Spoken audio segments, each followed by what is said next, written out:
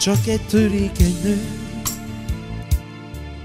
aki mindent megtett értem, szíve alatt hordott, és esténként mesélt nékem, ha beteg voltam. Éjszakákat virasztott vele.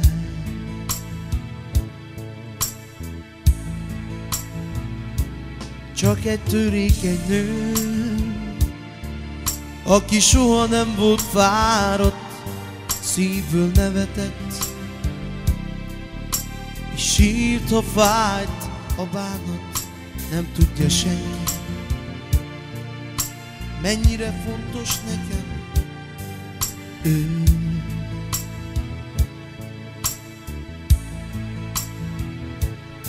Talán majd egyszer visszaadok mindent, bár egy élet kevés, annyit kaptam én. Talán majd egyszer visszaadok mindent, ha nem neked, akkor a gyermekeimnek.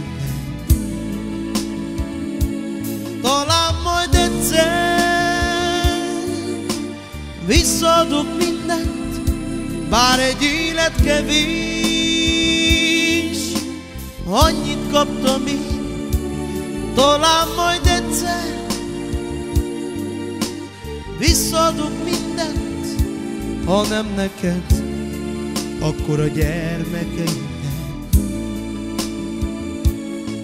Annyi közös élmény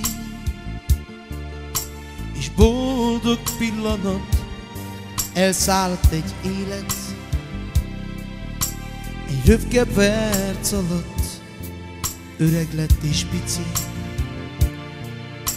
de még most is szép az én anyám.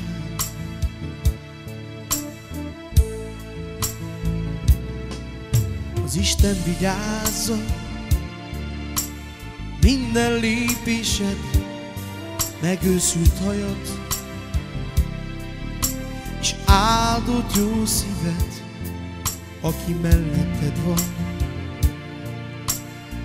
Mindenki szeret, mert te vagy az én drága jó anyám.